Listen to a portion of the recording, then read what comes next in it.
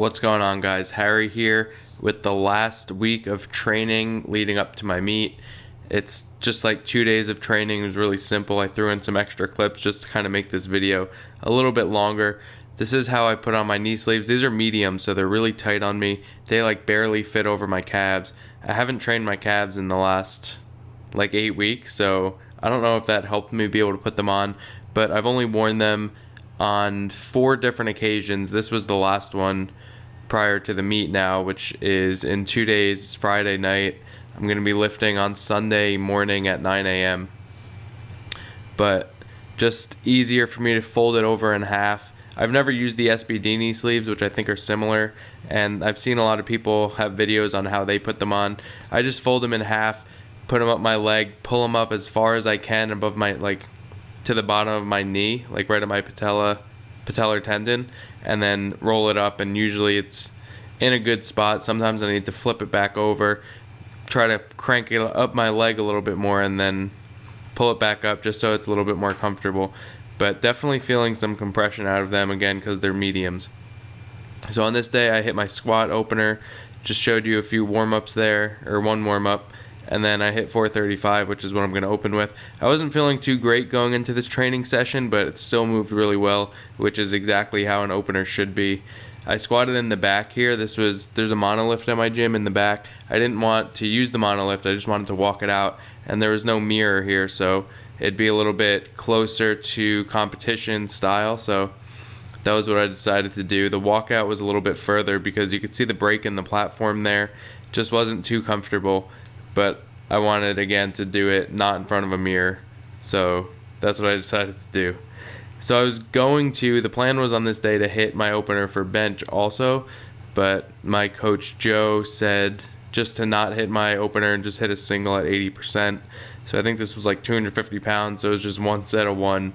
It was pretty simple, but again, just going through the motor pattern, making sure that the neural pathway is strong going into the meet. Definitely don't want to take the whole week off because you're just going to kind of forget your cues and just lose that neural pathway to be able to execute the lift properly. But you also don't want to do too much weight or volume because you don't want to be fatigued and you really want to be recovering. So the last day of training here, just pretty much went through the motions. 3 sets of 1 at 80% for squat and bench. So this was 365 pounds, so nothing too heavy. And then for deadlift, I hit 1 set of 1 at 71%, so it was just like a single at 405. So really nothing too crazy on these. Just trying to recover while not doing absolutely nothing and still having the neural pathway fresh in my mind, knowing my cues, going through everything exactly as I would in competition was pretty much the goal of this training session. So that's pretty much it for this video. Hope you guys enjoyed it. It was kind of quick. I guess the other ones were like 3 or 4 minutes. This one's almost 7 minutes. But again, hope you guys enjoyed it. Thanks you guys for all the support over the past like 8 weeks since I've been making these videos more consistently. I'm hoping to start up a new video series once I'm done with this prep and once I'm done competing, which again will be on Sunday, and then see where we go from there. But strength is still definitely my priority. I'm really excited to see how I do on the meet, or at the meet. I really can't thank my coach Joe enough. It's so nice having someone else write your programming, because I've been doing my own programming now for about a year, and it's just awesome to have a coach. You don't have to think about it as much.